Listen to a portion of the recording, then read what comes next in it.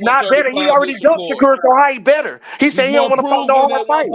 So 135. stop lying, Shakur nigga. only fought Talk twice at facts when you come talk to me. 135. Like I He's the said, I bigger answered your question. name. You're Why not should listening Tank to what we're Davis fight? saying. Why should Tank Davis fight Shakur Stevenson? Because he got all the money in the world. Now the only thing you can do is Why add are you worried accomplishments about Tank to your money? resume. Add Why are accomplishments to you your worried resume. about Tank Nobody's money? better than Shakur Stevenson at 135. Fight All him next. right. No, I'm not done with Lomachenko, y'all. Ken Boses, Devin Haney, Pitbull Cruz, none of them better than Shakur Stevenson at 135. Fight Shakur. Kentrell, that's not how it goes, That's Kentrell. how it goes, nigga. That's real nigga shit. You That's niggas not don't how want it it to go goes, like that because y'all Kentrell. want to protect your fighter. No, you just gotta calm down. Your fighter just not next. That's all. That's what I'm saying. This is the problem with the He's not Shakur next. and Sit down, Shakur fans. buddy. Like everybody wants something. Them niggas want the elevators. You gotta take the stairs, nigga. No, like, You come on. just, oh yeah, just pick me. I should get this. I'll get this. I need this fight. I need that fight. Everybody fight me. Fuck. Everybody ducking me. Because Hey, Shakur And this called it. nigga hey, just retired shit. Nigga, crying everybody and want to shit. fight. Like, Yeah, we goddamn. want. Yeah, we want to. We want to see the Shakur Every fight. time I play the Powerball, I want it to be me. Yeah, But Chop. it We don't want be to. me. Chop. We want to see. Chop. We The want to see the fuck? Shakur fight. But them other guys got the same argument. Lomachenko is a multiple division champion. Navarrete wins Saturday. He's a multiple division champion. He can say, And "Well, not look, why that, can I get in the equation? gotta look at I don't performance. want. I don't fought in 3 different weight classes just like Shakur and won championships. So why can't I get in the mix with Tank? Well, gotta be Shakur. Shakur, that's just me. It's Shakur. You know I what I'm need to saying? Why? fight. And I Why believe that's Navarrete just can't my get the Loma opinion. fight? That's just my opinion. If Navarrete was to win Yeah, this and the Saturday, Loma fight I think also. I think that's a bigger fight right now with Tank David because of who he is. He's Hispanic. He's a Mexican. He has a fan base. Plus, he's bringing a championship, And performance matter too. and he has an entertaining style. Exactly. Tank That's might want to run down on Navarrete, just then don't understand. on That's Loma, why I then say you cannot Navarrete, make that then assessment of Shakur. the 3 division champion. That if Navarrete wins Saturday, he has the same argument. Well, I'm a 3 division champion. Why I'm overlooked? No, Yeah, I'm a bro. multiple division champion. Plus, I What won another championship. How that come was I'm overlooked? like what that was like everybody was like ooh Shakur dogged the shit out this nigga. Like what performance like Shakur had like that? Name one. Then Except Cantrell, that's a knockout, bro. And then Yeah, like he been he been in the Shakur only thing got 2 about that, fights at 135, man. Like, bro, like the Loma thing and about them that, been we fighting. cannot say that Lomachenko is not known in America when his pro career started in America Yeah, and see, always been in he America. bigger than Shakur, bro, and that's just His facts. career always been in America. fan base, Lomachenko, a whole country, bro. Like his what? whole career from his first fight to now always been in America, except the fight with Cambodia in Australia. All Fans his big fights was in America. like come on now. That So make that man went from fighting 3 different networks. He went from oh, Showtime to HBO, now ESPN, all in America. he can't be mad because motherfuckers can't be mad because Shakur ain't performing at that high level and he just running around the ring and his performance shitty and he ain't selling out. Like you feel me? He not doing what he supposed to be doing to get these big fights, Yeah, bruh. Like you just turned out a whole fight with yeah, Devin Haney. Maybe if you would have fought Devin Haney, yeah. right, and probably beat Devin Haney, and Devin Haney would have moved on to 140, maybe you would have been the next fight for Tank. You Or feel maybe if he would have knocked out De Los Santos, he might be the next fight. But you right? can't get mad. Outside of Tank at Like, 35, good ass who's performance. the next biggest name in the Like division? That's Lomachenko. That's Loma had a good Lomachenko. performance. He earned his right to fight Tank. You feel me? He had a good performance against Cambosis. Yep. It's not about oh he's old and this and that. No, he had a good performance, and this man got a whole fan base behind Yeah. him. This is a bigger fight than Shakir. Shakir, like he don't got no Shakir fan base to Lomachenko is puny. Please, like come on now. This is a bigger fight.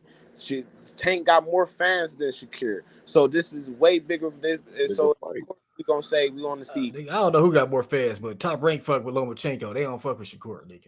You know what I'm saying? I'm out of Tank and Shakir. They both from the U.S. You feel me? So I'm saying out of them two, Right, but it's up to Top Rank who they gonna get a fight to. we know we Yep. know we know Lomachenko. He got his own fan base. You feel me? That's in the UK. You feel me? So he got his own face. I'm talking Lomachenko about not from the the UK. U.S. Because I normally agree Yeah, he with got his Contreras shit to a in certain extent, but Ukraine. when he say Loma's not bigger than Shakur in America, I don't agree with that. And I don't agree with that either. I don't agree when that man started his pro career on American soil. That's what Everybody knew who Lomachenko was. and that's what I'm saying. So this Shit, at one time they had that man at #1 pound for pound. gonna be a bigger fight than the Shakur fight. Well, the thing about it, they throwing in the age factor. But here's what I said, no cap. What is the difference with Navarrete and Shakur Stevenson fight Loma, who's also young? What's the difference with them as far as a Tank fight them? He's too old for That's the Tank, but thing. he's not If too he old gonna for the fight other Tank, two. this is Hey, last check chance. this out too. You made a This is good last point. chance to Hey, fight check Tank. this out. So if they gonna Check this fight, out. now the time. Hey, You check know this what I'm out. You saying? made a good point too. You was like, well, the Top Rank don't want Tank and Shakur. Tank can send Shakur a contract all he want, but Tyreek be like, nah, you gonna fight. We want you. We want the Loma fight, bro. That's what I'm saying. To make it all easy, don't re-up with them niggas. Why you? And I've been saying that Black Move for the over. longest. I've been saying that whatever Bob and Top Rank wants, that's the way it is. Point blank, period. That's just the way it is. That's why Tio is in the position he's in. Whatever Top Rank and Bob wants, that's the way it is. Period. If not so, but then leave the company. Don't re-up with them. Because that's how they roll. That's how they operate. That's how they do business with their fighters. Tank can send him a contract all he want. Yep. Because that contract got to go to Bob. That contract got to go to Bob and Top Rank this. And you know Bob about his money. He gonna be like, nah, well, this don't even make sense right now. Fight Loma. I'm gonna make my money off this shit. Yep.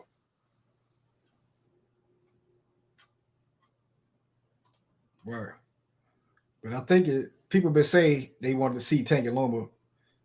This is the only chance he got to play. Shakur is not a top-ranked fighter after this fight, so Bob don't got to give Shakur shit. Shit, he ain't got to give him a damn thing. Nigga, it's not on us, it's on you because why? I'm gonna make big bread this weekend in Saudi Arabia. I'm gonna show you what it is not to have a promoter, nigga. Yep. I'm in Saudi Arabia right now. Right. Yeah, Saudi might pay for the tank. Or they might put some money in on the tank alone and shit like that. I mean, offers you can't refuse. Shit, Bob ain't running about Shakur whining and shit like that. I got this undisputed. If my fighter would never got hurt, I had a light heavyweight undisputed in Saudi Arabia for big bread. I'm not worrying about his whining. At all. At all. Loma done won a title and stuff like that. Shit, all right, Shakur. I'll match up Lomachenko and Navarrete if he's successful. That's a big fight too.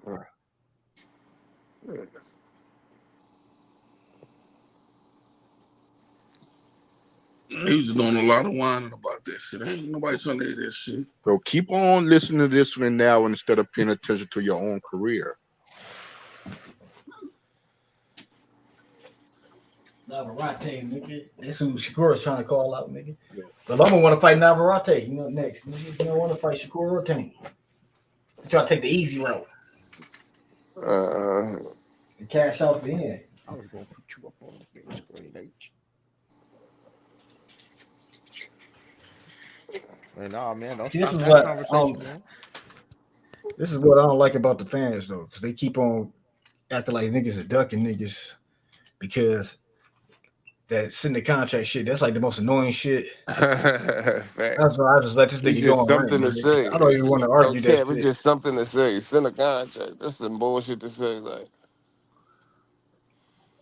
it's not even like, you know what I'm saying? It ain't that easy. Yeah, it's not that easy. Just say send a contract. What about everybody can see that shit? Like, Devin sent Shakur's contract and he ain't fight him. So yeah, like what the fuck? They want you to send a contract as a bullshit contract. It's like, come on, man. Which one is it? Like, it's like you can't win with these niggas. Well, but they want their fighter to fight. No, I get it. I get that part of it, but goddamn, yeah, just say that. Just say that. Like, I really want my fighter to be on the level of your fighter. Could you please give? That's what they mad at. They mad because nobody got they fighter. They got fans in the status that they get. That Tank got. Niggas get mad like, bro, Shakur don't got no leverage at 135 right now. It's better fights to He make. ain't doing no work. He ain't putting in no work to get that. He ain't beating niggas' asses like that. What it is. Exactly. That's what I be like. That been my question. Like that's been the question I've been trying to ask them. Right. Even if these people like they want like Shakur, right? If he was here's the thing, Bob. Tank tweeted that. We know Tank be fucking with them niggas' head too, man. Yeah. We don't know. After Frank Martin, we don't know what's next for no fighter. Tank after Saturday, Tank might say, well, you know what? I think it'll be a big fight with me and Navarrete. He has a Mexican fan base. He has a country. Who knows? That's boxing, man. And then they All got to that fight. whining. And then they got to fight who they fighting right now to You know? see what's gonna go next. You just can't just. No, I mean it just don't You work know what like I'm that. saying? Tank tweeted what he tweeted after the Loma fight. He blaming Shakur is blaming Top Rank. Top Rank ain't got shit to do with that. Lomachenko said, man, I want to go home and rest and be with my family. He ain't even thinking about no other fight. Bob Arum in Saudi Arabia right now for the undisputed, Bubs. You think he run about a nigga whining? Shh. Man, come on, man. We gonna finally get an undisputed heavyweight champion since who? Lennox Lewis? Come on, man. And Nigga, young minded. keep whining, nigga. Keep on whining. Enough to be fighting Tank anyway, man. You whining still, like Come on, man. Team still, bro.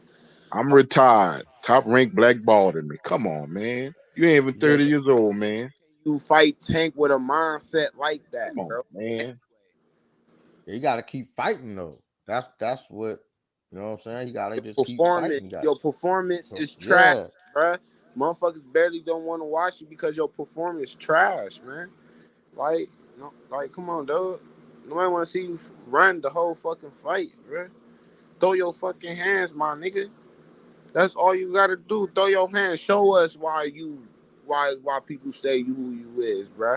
Don't just be running around the ring throwing jabs and shit. That ain't shit, bro. Like we see that every day. We see that all the time. We see a boxer fight, right? We see that shit all the time. I want to see some slipping. I want to see some counters. I want to see some raw shit. I want to see some shit that I didn't see before. Do some shit, bro. Period, bro. Do something, bro. You know, I was trying to tell that nigga like you trying to set Shakur up just like how Devin just got done. Like, bro, like it's okay. Just you know what I mean? Like you said, perform. You only got two fights. I'm thinking Ryan might get that nigga Shakur, dog. Yeah, wait him out, man. What's wrong with that? Like, these niggas is overhyped, dog. He young. This nigga ain't fight nobody to prepare him for no real fights, nigga. Yeah, he ain't fighting nobody that's gonna get him ready for Tank. I don't give a fuck right, how much of a fan you are. Like that shit my man was talking today with that crafty and the cagey shit, that was like the ultimate truth about the reality. That shit gonna be like the Victor Drago and what's it called? Adonis Creed in the first fight with Shakur and Tank. It's just gonna be crazy. You gonna come in there all flat. When you get into the thick of the fight, he ain't gonna be the master intensity Tank, nigga. Soon he get hit with one Tank punches, he gonna feel that bitch, boy. I'm telling you. He ain't crafty enough to not to get touched with the brick hand, nigga. I'm telling you, eventually he'll get caught, nigga, and it's gonna be over, nigga. He ain't cagey enough to navigate through that situation, nigga, to throw a nigga off his game, nigga. You know what I'm saying? These niggas just need to start crying though, man. I like the Frankie. But I want to see it so they can, because it's gonna be satisfying seeing this nigga Tank. I was about to say that though. I like these niggas coming up with excuses, nigga. I'm excited about that fight. I like the Tank and Frank fight. If Tank can fight Loma next, I like that fight. If Tank fight Shakur next, I like that fight. Right. But all the fights is good fights he got in front of him. He got a bunch of fights in front of him. They all good. But here's the thing. But here's the thing. Here's the thing, Black. Ain't nobody whining but him. All them niggas getting ready for fights, preparing for fights. Loma just had a great victory. You know what I'm saying? Ain't nobody whining but him. Nobody whining but him. Jake Prince ain't doing a real manager job. He just matter of fact, I don't even hear Jake Prince. I don't hear Jake Prince saying nothing. Jake Prince will never say nothing. He just extort these niggas. That's what he do. Shit. Yeah, not even he ain't giving these niggas no guidance or no fucking A&R shit, the media training or nothing, nigga. So I'm like, man, Shakur, he go walk himself into an ass whooping fucking with Tank when he ain't ready, when he could prolong and shit. And it'd be crazy if you fight him in his hometown, boy. And you know what? And Shakur could have did the same thing that Devin did with Cambosis. Take the less money, he just get that out the way to go ahead and spark him if you really want that fight so bad, bro. So I just like you said, bro. I don't want to hear that one. This coming, bro. They fight each other. He ain't even fought the tough niggas on Top Rank over on his side. Yeah, man, all that whining, man. Come on, man. He ain't fight none of the tough niggas on Top Rank yet. Shit, you had one fight at 135. Your second fight was for a world title. That's 3 divisions. What you whining for? And all them fights, your performance was shitty. And like, come on now. He had a good performance for Yoshino. He beat Yoshino ass. But is Yoshino still boxing, nigga? Here's the thing, though, Cap. You think that Yoshino fight that he won was warranted for a title shot next? Hell no. No, nigga. It's fraud, man. It's fraud shit, bro. That's what I'm saying. Top Rank got him the belt because he was on Top Rank. Yep. And then this nigga want to cry about these niggas not doing that for him. No, you did they put you in position to shine with Dos Santos. That was your moment. Kanye at the fight, the shit on ESPN, they advertising the shit, and you stunk the joint up, nigga. And then you know how, and then everybody say, "Oh, Top," and then he crying the Top Rank. Oh, they don't know how to promote their black fighters. Then why y'all niggas keep on signing to these niggas, man? Right, but niggas been knew that about Top Rank. That's what Floyd said about Top Rank in 1998, nigga. 2000. Shakur knew that too. Yeah, you see, nobody knows the truth when it comes to Shakur. How he finagled his way to getting the purses and the money he got in that Jamel Herring and Oscar Valdez fight. Nobody talk about that. He finagled his way in to get a bigger Puerto Rican, the other minute he black. Nobody talk about that. He did that to his own brother, and he told Jamel Herring, who was the champion, his only business. Yeah, man, that was kind of messed up. I thought they was friends. Yeah, his only business. He took a hell of a load to get that championship fight. It was like a 60-30 split, man. And Jamel Herring was the champion. And he told him it's just business. Well, Shakur gonna learn it's just business too. If he can make it to Tank. Yep. He went wine. He took a bigger split for Oscar Valdez. And Oscar Valdez was he'll go out there and beat up this Artem dude. Like if he go out there and don't beat up this Artem dude, I don't want to hear about this nigga fighting. He gonna get Haney. He could get to Tank with Tank, get to that nigga. He could take a 20% split, nigga. Go fight Montana Love or something. Shit, nigga, I think Liam Parra will beat that nigga. You know what? Him and Haney would be a good fight right now.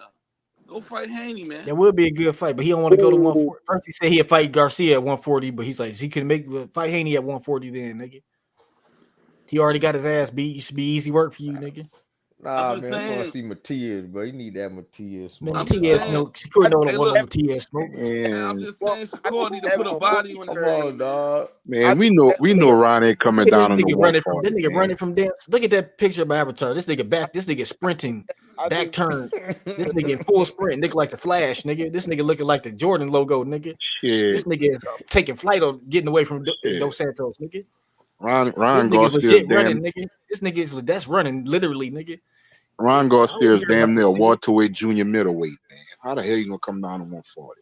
I'm just saying, man. Shakur need to put him a good stain on his resume at 135, and then the problem I have with Shakur is he a weight bully. He still don't be knocking niggas out. Yeah, that nigga he gonna be a weight bully. You gotta fight, nigga. You gotta at least put on cap, man. Thank you, no cap. Be at 147. Then this nigga can't beat those nigga. Well, why didn't Tank fight De Los Santos? Like, what, nigga? Why he can't fight Zabita? He tried to make that shit sound good. Like, he should have fought the guy I fight. Whoa, why, nigga? This nigga just lost. Why would Tank should be fighting this nigga?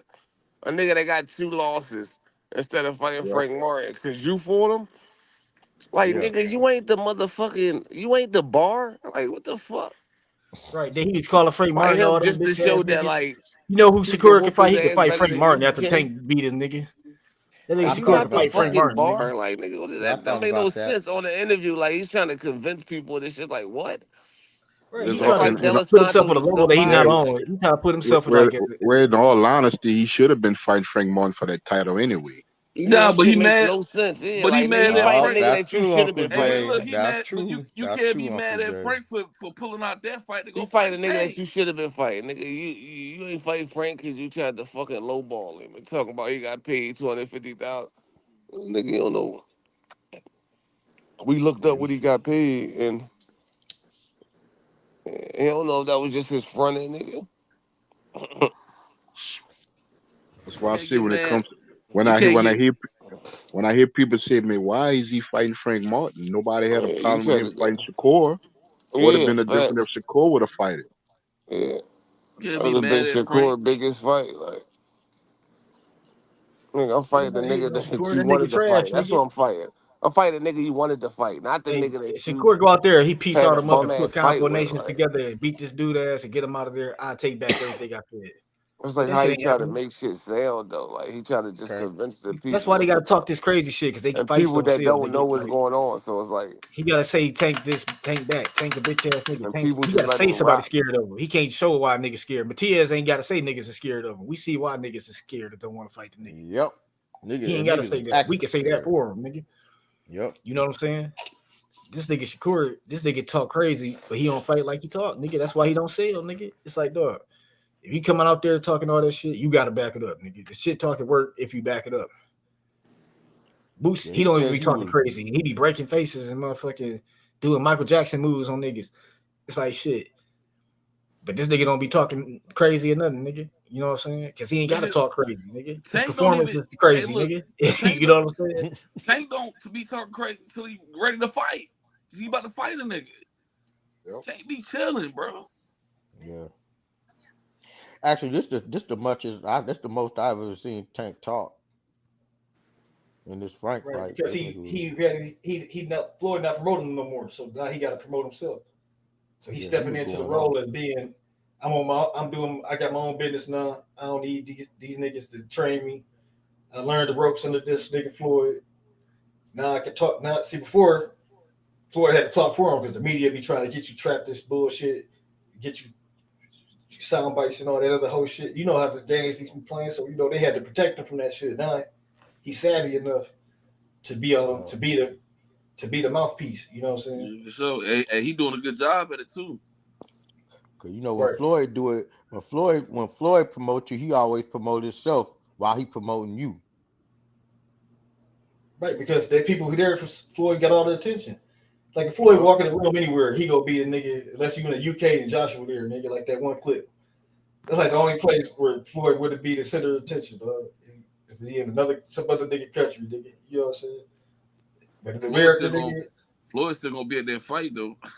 yeah, he is. Yep, you're right. All the cameras and everything, like Diddy. Yep, you're right. That's gonna be. Yep. I think put out a tweet, but it's Top Rank fault. It's Top Rank fault. You see this nigga in the chat talking about black fighters are done. Like, that's why they on here because they ain't no Mexican channel they could go with the smoke. They can't get all them channels weak. The damn Mexican boxing channels is weak, nigga. That's why you over here talking to us, nigga. It's like y'all don't even got a channel, nigga. Done. It's like saying I do them like that. it's like saying Ron Garcia, especially when they want to get on some racist shit. It's like saying no cap. Ron Garcia is calling out Errol Spence, so I guess Fandor should feel some type of way because that's supposed to be the next fight. So PBC blackballing him because Ron calling out Spence, so that's a blackball by PBC, huh? Earl's supposed to beat the shit out of Ron Garcia. Man, this is boxing, man. And if a top nigga don't call out fighters and stuff like that, what they doing it for? Man, that's been going on forever, man. This fighter calling out that fighter, this fighter calling out that fighter. Whenever the fight happens, it happens. Yep. Man, it's simple. Man. Y'all motherfuckers gotta stop capping with that Ryan Garcia EJ man, shit. My though. company is blackballing me, and your company ain't got nothing to do with a nigga tweet. That's what got me. So Bob Arum called a nigga after the 12th round. Hey man, tweet this. It's the EJ lost to one of the greatest fighters of arguably all time. One of the top fighters of all time. That don't mean that nigga trash. Man, he'll beat the fuck out of Ryan Garcia. Nah, but it's because he got the trainer. See, Derek James know all EJ little weaknesses and man, that shit ain't gonna matter. Man, that shit don't mean shit, bro. That shit ain't gonna come out, bro. EJ gonna pummel that nigga, bro. Well, I mean, I can see don't fight the same, bro. I think Ryan could beat. I can see. Hey, look, I can see it. I can see a point on both EJ sides, might not be able bro. to take punches no more, nigga. Yeah, bro. Look at EJ face, bro. And Ryan lands some pretty good, strong, quick left hook. Yeah, but EJ like going to the like body. Before the and Crawford shit, nigga, I'm gonna pick EJ. That's when he got caught. That's when he got caught. That's when he got caught. Nigga. Trying to go to the body and Crawford caught his ass. Okay, but Ryan Garcia got a nice hook. Yeah, arguably just like like Danny But Garcia. he weak to the But what body, so happened? I get your But what point. happened? He weak to the What body. happened when EJ fought Danny Garcia? You think that Ryan Garcia on his level? Fuck no. But Man, y'all tripping, bro. hey, bro, hey, EJ ain't the same fighter as when he fought Ryan Garcia. But we don't even know that. You don't even know that. See, this Devin Haney fans for CZ, you know, all you niggas hyping up Devin Haney. This nigga lose to Ryan. Now you got all these motherfucking racists coming out the blood. We're talking about niggas is losing to Mexicans. Devin Haney's like the worst black fighter in the whole divisions, nigga. Nigga got no power. Nigga got no skills. Nigga daddy hyped him up. The nigga was a hype job. Nigga. But my point is, I mean, you can't see. That's why you don't put down hype jobs. You get behind niggas like Boots. You hype up niggas like Boots. Niggas is gonna beat the brakes off the fucking flat-footed nigga. You know what I'm saying? Who did EJ lose to? That's the point. I'm not saying that it's because he lost to anybody. I'm just saying the fact that Ryan Garcia having that strong, quick left hook, being young, right? But EJ didn't fought niggas like that before. Yeah, but I'm just saying, like, not after all the damage he done took now, bro. Like, it didn't take much. It didn't take much for Crawford to turn that nigga face like bloody red. Earl Spence is at 147. That all that left hook shit and all that shit is gonna get eaten, bro. There's more weight, boy. This is more food pound, bro. This is more bigger of a. I hear you, but hey, look. You know me? So them do we know? If he's not at 147, he gonna be at 144. Do you know that Errol Spence can take punches like he used to? Do you know he can take punches like he used to? Did we know that Ryan Garcia could take that punch? He took harder punches than he took. My point exactly. And then you gotta look at hey, like John Porter. He took Crawford. We seen him take Crawford's punch, and that didn't go well. That's Crawford though. It's okay, but let's see. That's what I'm saying. Like, we haven't seen anything after that. Y'all already putting him on. Y'all talking about when he fought like dude 10 years, 4-5 years ago. So what? That like the last ass whooping he took was major, and before that ass whooping he got in a car accident, that was major. So that's like 2 major ass whoopings back to back. Who took major ass whoopings back to back? EJ ain't never take no ass whooping. Yeah, he took that. EJ took the Crawford ass whooping, and then before that he took the car crash. That's an ass whooping too, nigga. Getting thrown from the car, losing your teeth, and all that shit. I feel that's an ass whooping, nigga. That's an ass whooping, nigga. He got that concrete beat the shit out that nigga. But look, okay, so you proving my point. He came back from the car crash and it was whooping niggas' asses. What make you think he can't come back from? But he got into 2 car crashes, bro. He got into 1 and he got into another. Here's the thing, Black. He got in another car accident. Yeah. And he couldn't fight the rest of the year. He said, "Man, I can't fight because I'm hurting right now." Thank you, Uncle Jay. You said Uncle that Jay just cleared up what I'm talking about. Because they asked him. Brian Custer asked him, when you get back there? And he said, "Probably not this year because I'm hurting right now."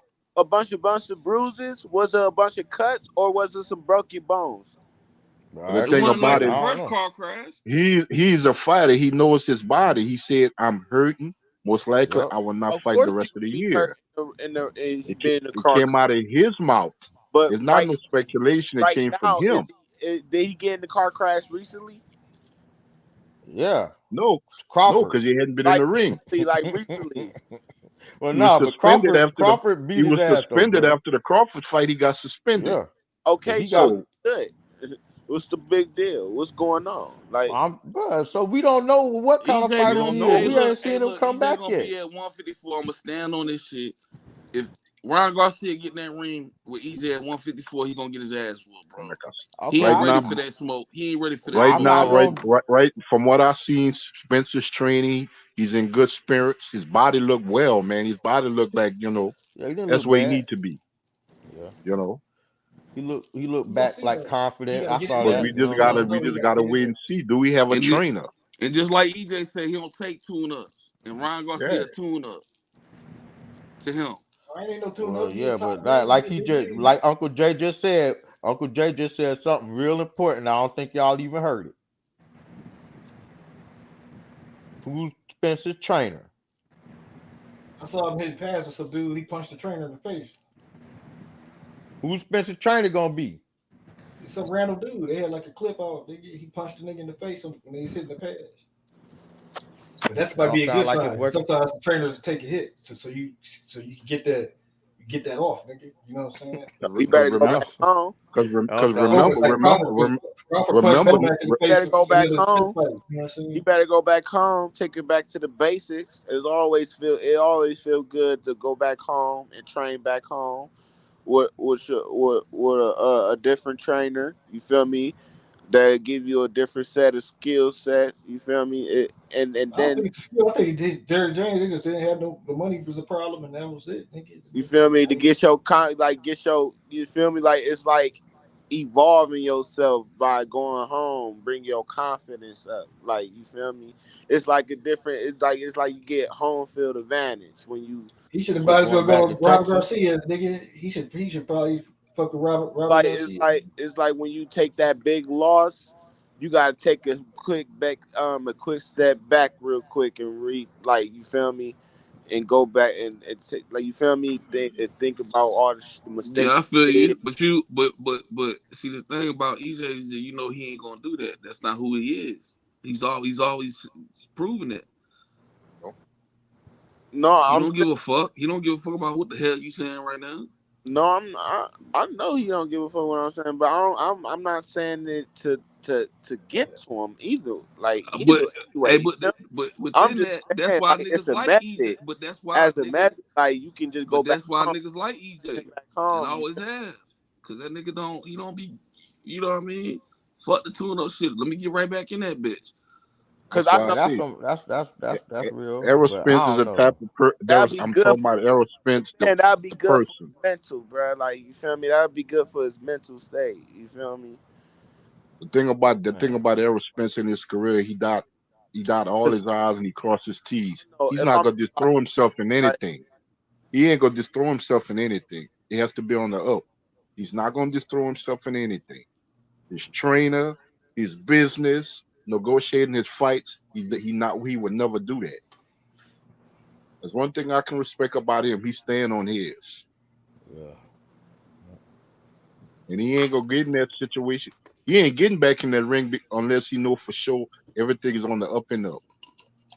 And no matter what we say at all, that's how he is. Yeah, everything gotta be up. That nigga been with Derek since the amateurs. He's an older fighter now. That's a whole different dynamic. It's not like Ron, 25, 26 years old, went to 3-4 different trainers. This man been with one person all his career since a kid. It's totally different for Spence now.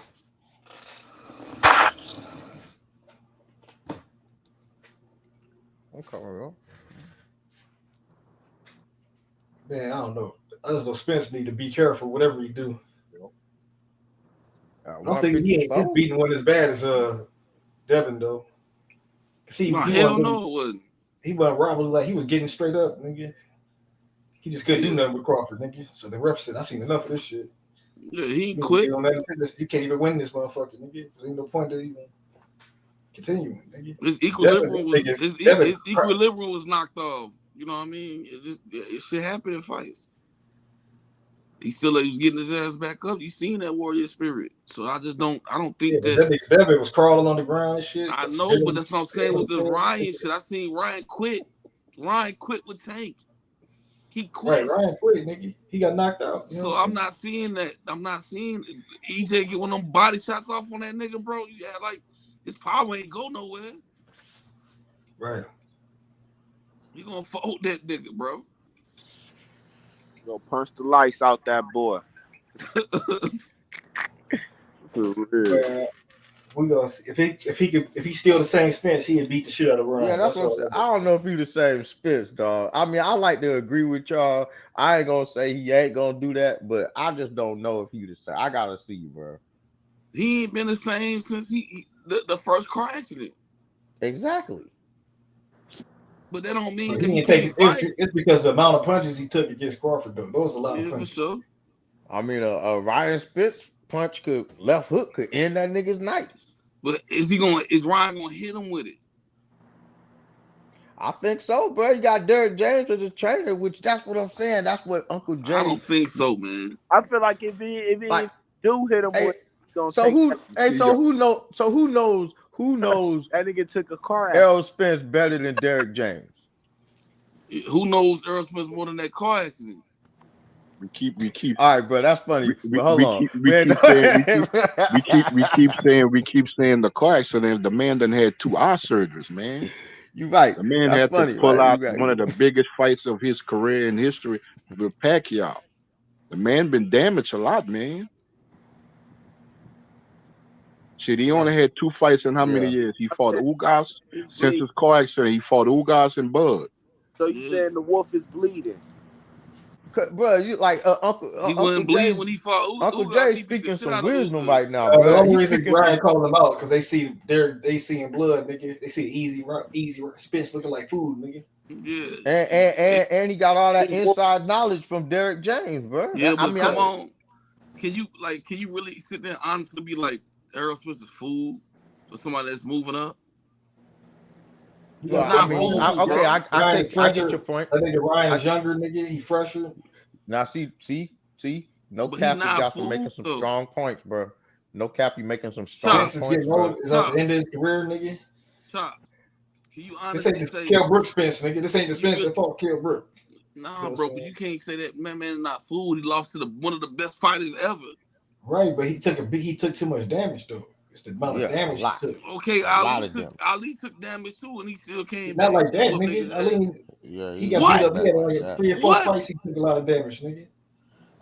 He took damage at the end of his career. But and when you get Ali older, fought George Foreman, he took more damage than EJ. That was an old. But when you get older, bro, that taking damage is different, bro. You take when you get older, I get what y'all saying, but y'all like don't give him no shit. Like, bro, you can't just sit there and say that this man ain't hold down that vision for that longest time and think he gonna get in there with somebody that's moving up in weight. I give you that. I give you that. He just food. He not just food. Did you I see say how he was. They look at him like that. That's how they looking. That's why they called him out. You see, he ain't say nothing about Boots. For sure, but why he ain't trying to fight Boots? He trying to go to 54 and fight Spence. That's different though. That's a good one. What's different about that? I want to hear that. What's different? Because I think Boots will beat EJ. So what? So we don't. So what? In boxing now, we don't fight fights because we might lose. Huh? I mean, is that what you saying? Is that what you saying? EJ said he moving up to 154. That's what he doing. So the fight not gonna happen until Boots move up to 154. I didn't see it. So hey, look, all right, you got me. That's all it is. Nigga move. Hey, look, I can't. You know what I'm saying? Okay, nigga moved up. Class, all right. Yeah. But I'm just saying. I hope Spears is cool. I hope Spears got a couple good fights. Like when Spears came out and fight Fedor, I think he could beat Fedor. EJ, all that he got in that ring. He looking at Fedor like food. So he is food to EJ because I don't think he got the type of power to like really fuck with EJ. But Ryan got the left hook. The power of that left hook is different, nigga. Danny Garcia had that left hook. Not like Ryan, nigga. You crazy? I don't know. This left hook is not like Ryan's, nigga. You crazy? Ryan be putting niggas on ice with that motherfucker, bro. Ryan hit motherfucker that and they get baptized, bro. They go, you know what I'm saying? So I don't know, bro. Ryan's left hook really be punishing people, bro. So I'm thinking like we still talking hypotheticals. Ryan, Danny is better than Ryan. Ryan fought it. Danny got more skills than Ryan. Nigga. He don't know. Ryan don't know what to get himself into at 154. It's different still. And I agree with that too. Cause that shit, that you know what I mean, the same type of punishment you put on niggas at 140 and 135, that's not going to, it don't always translate up to that weight. But see, look, right, he might be stronger at the heavier weight. Nigga. No, but EJ might be, but EJ a weight bully, right? But hey, look, what do you say about somebody that's got a perfect game plan in beating you though? But who got that? Derrick James, nigga. No, he don't. Oh my god, bro. He knows EJ better than Ryan Garcia did. Ryan Garcia. He knows EJ better than anybody, bro. Man, but Ryan, but look, did you watch the Ryan Garcia and Devin Haney fight? Yeah, of course I watched the fight. Did you watch the Ryan Garcia and Tank fight? Okay, so what's the point? What did Ryan Garcia do differently at all? It's not that he did anything differently. It's about if you have a game plan to beat a certain person that It's you not no know. game plan if he ain't do Here's the nothing difference. different. Here's the difference. He I'm gonna didn't tell do you the nothing difference. Okay, different. here. I'm gonna answer you. I'm gonna answer for you. Here. I just thought of it. You know what the difference is? Derek James. Tank don't have Derek James, and the other nigga didn't have Derek James. Ryan Garcia got Derek James. That's the difference, bro. Ryan Garcia, See, look, and so Derek James. So Derek James has all of Errol Spence's weaknesses. He knows what Errol Spence can't and can't do good. He know what Errol can do this good, but he's not real good at this. He has all that downloaded. He could tell Ryan Garcia the perfect blueprint. Hey, look, he can't. Hey, every time Errol does this because he can't move his feet well. Hey, do this. Hey, that nigga is missing his whole. Derek James knows. Okay. Derek James knows that this nigga is missing his whole grill or whatever, right? Derek James knows that. Hey, look, every time that nigga goes to the body, jump back, hit him hard with the left hook as many times as you can. Right here in the top grill. Nigga ain't got nothing there. He gonna get embarrassed. And he gonna, you know what I'm saying? Hey, I'm just saying, Derek James knows all of that shit. He knows all the tricks. He knows all the fights. But I've watched Garcia fight. But I'm saying it wasn't Errol Spence. That wasn't Errol Spence. So let me cook real quick. I've watched Ryan Garcia fight 2 of the same fights. One with this other trainer, one with Derek James. He didn't do anything different. Neither one of them was Errol Spence. Never made any. He never trained. He never trained. He never trained. He never trained. See, look, let me cook you now. Let me cook you right quick. Let me cook you right quick. He never trained Tank. He never trained Tank. He don't know Tank. Derek James never trained Tank. He don't know all the Tank's weaknesses. He didn't train Ryan Garcia in the Tank fight. But he trained Derek James, so he finna. And if Derek James and EJ, if EJ fights Ryan, Derek James trained both of them. And that's the difference. That is the difference. Derek James did not train Tank. He didn't train any of the other niggas that you talking about. Different. It don't matter what he did. Okay, but listen go ahead. What I'm saying. Go ahead, Uncle Jay. Let me finish. You seen 2 fights? Ryan Garcia with 2 different trainers. He didn't. You ain't gonna fight everybody the same, bro. He didn't make any adjustments. You ain't gonna fight nobody the same, He didn't bro. make any adjustments. How many times have you seen EJ make I did see some adjustments. You know what adjustments I seen from the Tank fight? You know what adjustments I seen from Tank, from Ryan fighting? No, I'll tell you the difference. The shoulder roll or the booty roll or whatever you call. He didn't do that shit in the Tank fight. He never did that in the Tank fight, but he damn sure did it in the Haney fight, didn't he? So there's a difference for you. Now you got cooked. Now what I'm trying to tell you is, still Derek James is the same nigga that he trained EJ, bro. He knows all the man's weaknesses. That's my point. So that's the only reason I give. And I'm saying that I get your point, but I seen Ryan Garcia fight with 2 different trainers. He didn't make any adjustments. I done seen EJ fight with the same trainer his whole career, and I done seen fights where he done made adjustments. So what I'm trying to say is it don't matter what you're saying. But here's the thing. Yeah, it does. Here's the thing. Here's the thing, Black. What Bub is saying. Maybe Ryan did look the same inside the ring, but Joe Goosen and Derek James had their own kind of game plan. That's the difference. Their game plans weren't the same. That's what I'm saying. That was the difference. And Derek James is gonna map a perfect blueprint game plan for EJ to get whooped by Ryan. He gonna tell Ryan every weakness. Hey, he can't do that. He can do this. He can't do that. Be careful doing this. Don't do that. Stay in this. Stay in this range. He's gonna be able to tell Ryan all of that shit. Every piece of information. That's some information that no other trainer. Because if Ryan was being trained by Guzman or by anybody else, he wouldn't have all that information. He wouldn't know.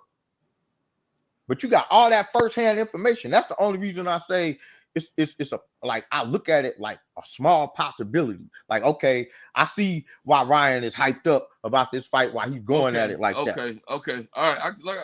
I understand what you're saying, Black, about and the I understand steroids. what you. Yeah, I understand what you're saying. That part too. You said a small possibility. Okay, I get you. It's always a small possibility, for sure. I just don't see it happening. And look, I'm not saying it's going to happen, but I can say I can see I can see where he's getting the confidence from. Yeah. You see what I'm saying? Like he wouldn't. You don't see him with this confidence with Boots.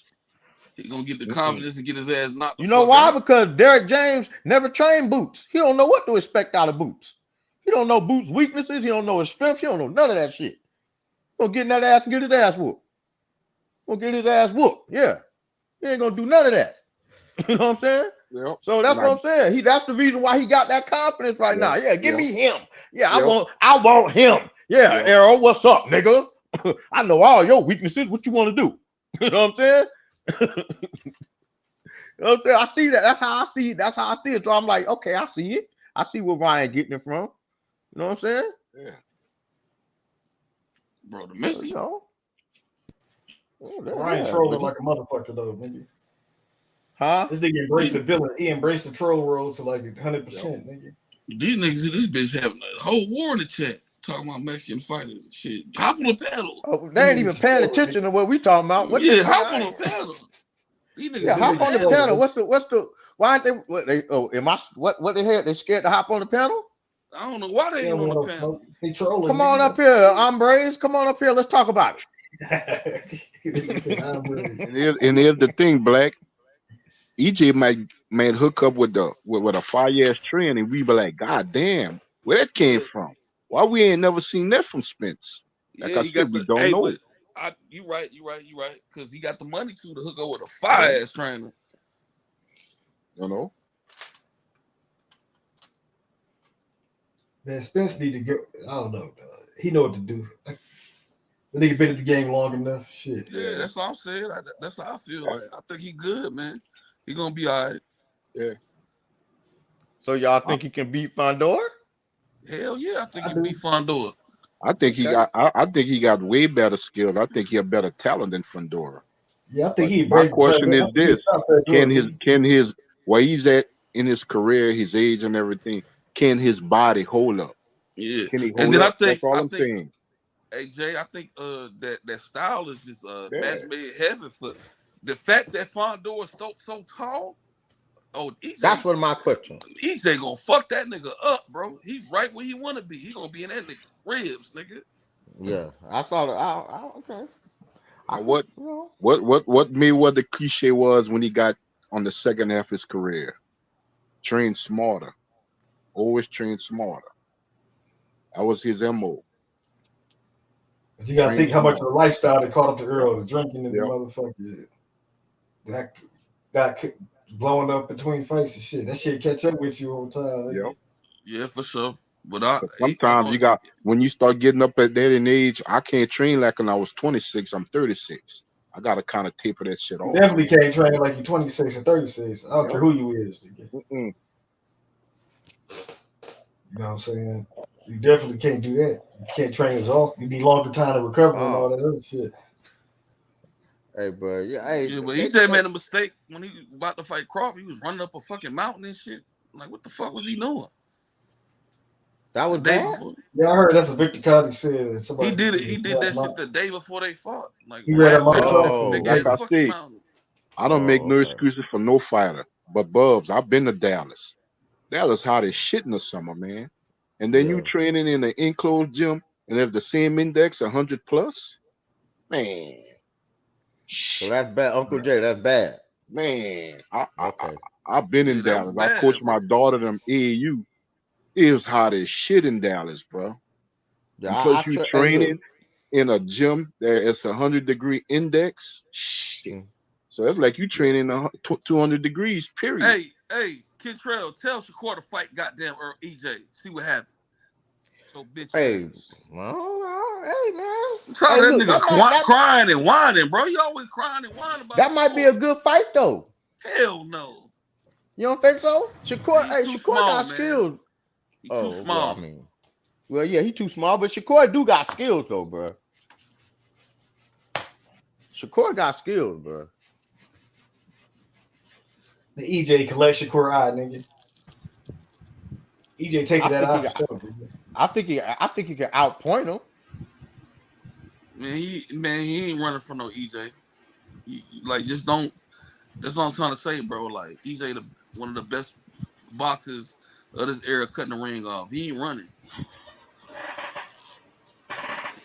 He gonna fold up like Mike Garcia did. That's what he gonna do. See, the problem is Shakur don't got counterpunching like Crawford, nigga. Yeah.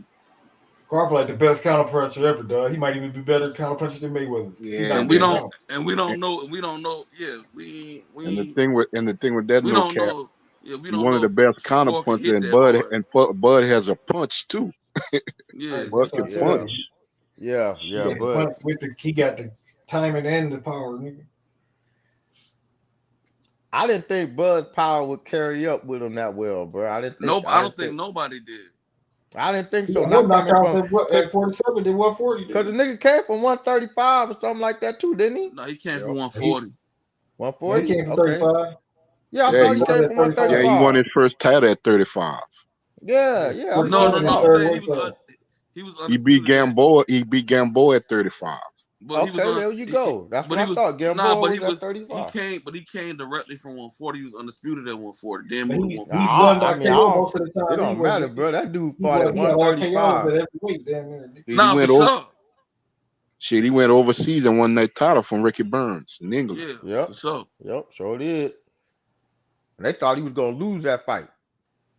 A couple fights they set him up. Here's the thing, Bubs and the panel. A lot of people ain't gonna want to hear this, and there's no shade. Y'all think Bud was a weight bully too? Yeah, because he was a big 35, man. All right, come on, bro. Come on, dog. Yeah, bro. Yeah, come on, bro. How the hell, bro? Lomachenko is still at 135. That nigga ain't moved up to 147. I don't think Lomachenko a weight bully though. I think because he's not. Yeah. But he's at 135. I'm saying how Bud was at 135. That nigga's moving. That nigga talking about going clear up to 168 to fight Canelo, bro. Yeah. Of course that nigga was a weight bully. Come on, dog. Like I say, pictures don't tell everything. That nigga looks like a midget next to Bud Floyd. I'm like, how he fought at 47? Hey, Jay, check this out. So like, it's the same thing. Like, Uncle Jay, Uncle Jay, you hit it. Damn, you hit a good one, Uncle Jay. Think about this shit though. Like I said, hey, like I said, I think a lot of people didn't think that Crawford Power was going to translate up to 147. I didn't either. I didn't. But now that look, hold on. I'm gonna put another. I'm gonna throw a hook on it. When AB was coming up, everybody thought his power was going to translate up, and it didn't. It did. Cause AB not a lanky nigga. Running through them niggas, bro. AB really supposed to be at 35. He was drinking beer and shit and being undisciplined. But here's what the old schoolers used to say back in the day. Even when you fought in the streets, damn, that nigga must be heavy-handed because he knocked that big nigga ass out. Some people just heavy-handed like that. Yep. But you fighting better competition. I think the power is there. He's just fighting harder people. It ain't harder to land them knockout punches on people. I remember that's what they used to say. That's what they used to say, Uncle Jay. That's what they used to. That's what they said about my dad right here. My dad. That's what they used to say about him, bro. They used to say he was heavy-handed. Heavy-handed, man. He had whack out. That's what he used to say. He used to hit him one time, whack out. That's what he used to say. He used to do it. You did hit him one time. You know what I'm saying? Yep. Yeah. Heavy-handed. Yeah. He's for Georgia boy. Georgia boys, boy. Them Georgia boys used to, that's what Georgia boys, they used to say heavy-handed. So check this out. Like 2 months ago, I had gotten to this fight with this big ass dude. Like I'm like 5'9", 190, flux between 190 and 195. This nigga's like 6'2", 230 something. Nah, not 230. He bigger than that. Way bigger than that. Them niggas big as fuck. He looked like a goddamn offensive lineman, nigga. Man, I hit that nigga and folded him. I was like, damn, what the fuck? I ain't know I hit that hard. Like he probably that big ass nigga. But just because a nigga big don't mean he's strong, nigga. Yeah, your jaw. Like the bigger you are, the harder you need to maintain your body, nigga. Because you got to be strong enough to carry that weight, nigga. So these big niggas walking around, they ain't doing shit. They just big, but they ain't working out or nothing. They really gonna be having less strength than the nigga smaller than them, dog. Because they gonna be burdened by the weight that they gonna be burdened by the weight they carrying. They can't carry it. You know what I'm saying? I dropped that nigga with one punch. Like, what the fuck? I thought I was gonna get to be fight. I thought I was gonna fight this big nigga off me. Wasn't no sucker punch, was it? No, hell no, no sucker punch. Knock that nigga straight the fuck out. But I mean, it only takes 6,000 pressure on the jaw. I dazed the fuck out of me. You get underneath the chin, nigga, you can put anybody to sleep, nigga. No, I caught him. I caught him. Jaw or the temple. I caught him right there about it, between the temple and the ear. Yep, right. If you catch him right there on it, right, yeah. It's hard to come back from that one. They probably ain't fast enough to react. They didn't even see the motherfucker. Yep. Most people can't react to punches, dog. That's that equilibrium. That one right here. If you hit him, if you caught him right around there, or either or right there in the jawline, right there, that always fucks up the equilibrium. You know what I'm saying? Them hard to come back. Yeah, but he I think about it. I don't think he was a fighter like that. He was just big and just always woofing and shit. You know what I mean? Oh, you knew. He probably out of shape, nigga. He big because he out of shape, nigga. Yeah. Yeah, that could. You know what I'm saying? But I didn't. You know what I mean? I done been in. I ain't no professional boxer, nothing. But I done been in plenty of wars, nigga. You know what I mean? Fighting and shit. Oh man. Niggas ain't strong enough to carry that weight sometimes. They just should be burdened to them niggas. Especially if you get a big nigga that's big and strong, then that's the problem, nigga. That's the trick bag. Motherfucker that's big and strong, nigga. Yep, that's the problem. That's the problem. Yeah, that's the problem right there. For real.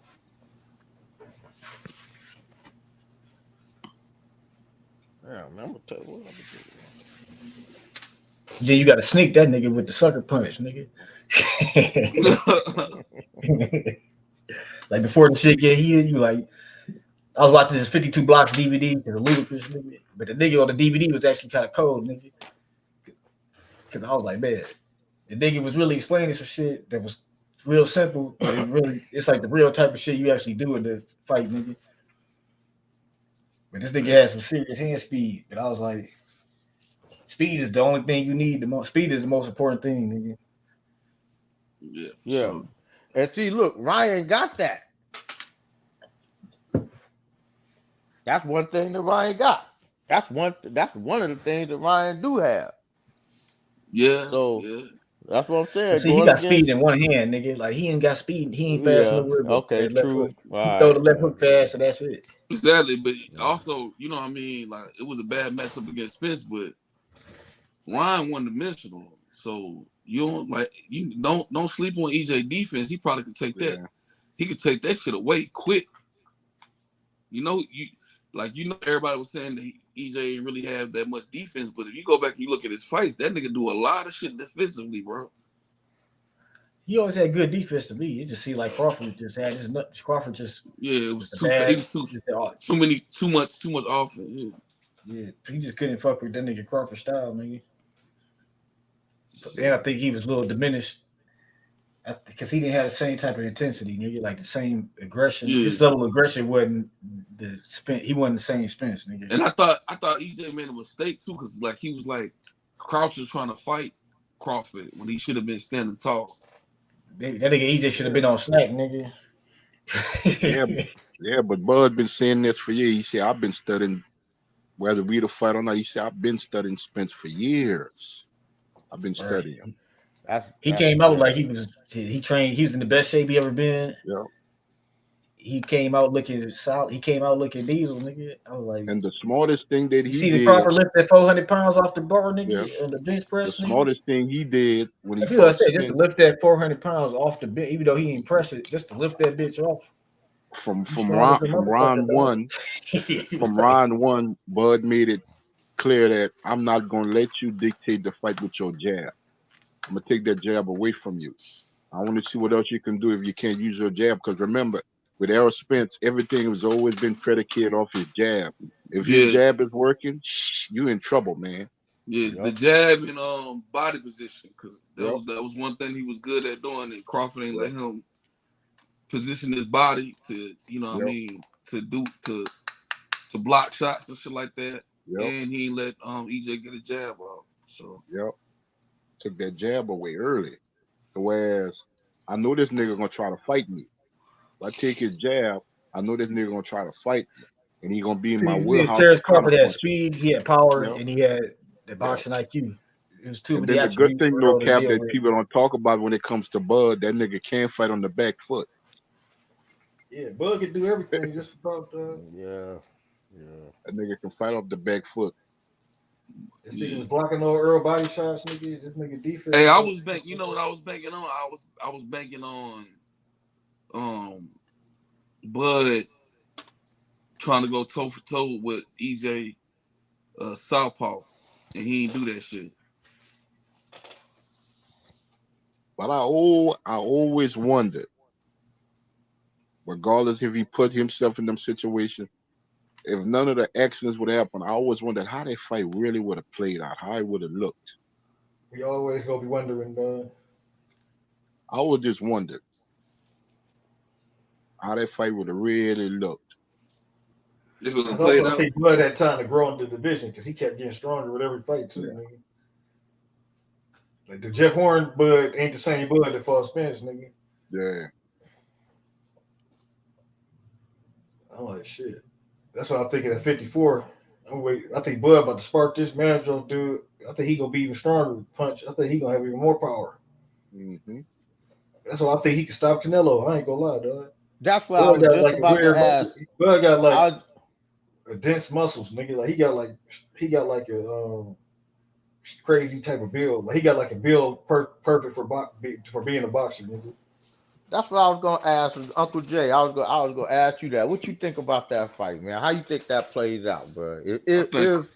I think Crawford gonna stop. I always just say this, Bub.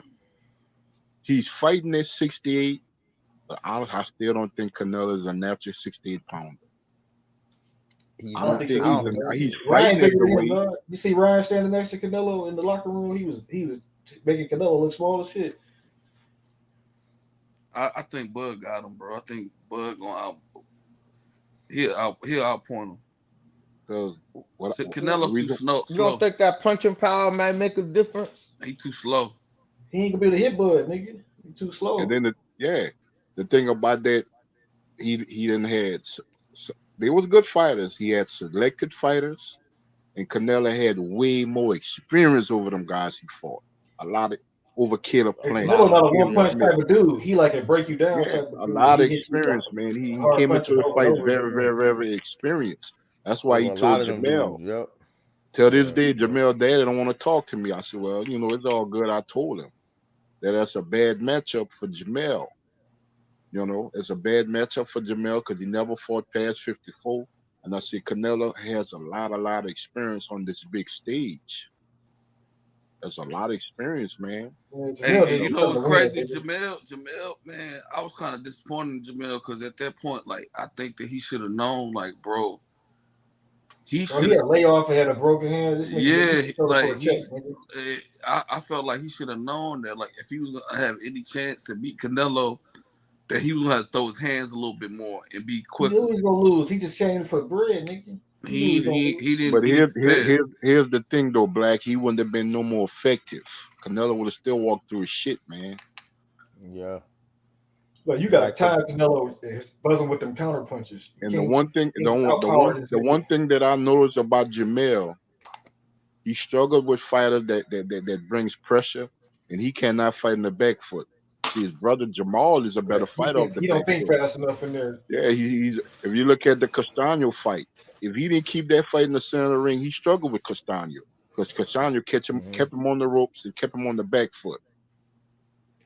That's another thing. Castano little ass is putting pressure on him. Like, what the niggas think Canelo was gonna do? You see, Ronnie Shields is a whole different trainer from Derrick James. Ronnie Shields old school. Yeah, that's an old school trainer. They've been in there with the greats and stuff like that. That's why I say Maul is a better fighter than Jamel. He's way more complete. He just got a lot of issues, but he's a way better fighter than Jamel. Yeah, I think if Jamel stayed with Ronnie Shields, he would have probably beat Canelo because he was a better boxer than Jamal. Like he used to be like Devin Haney. He used to be a Devin Haney ass nigga at first. And then this nigga got with Derrick James and started being like a fucking puncher, nigga. You know what I'm saying? Yeah. This shit crazy, nigga. That's what I thought. That's what I think Jamilo fucked up. I think that he thought that he could hurt Canelo, and I never thought that ever. Nope.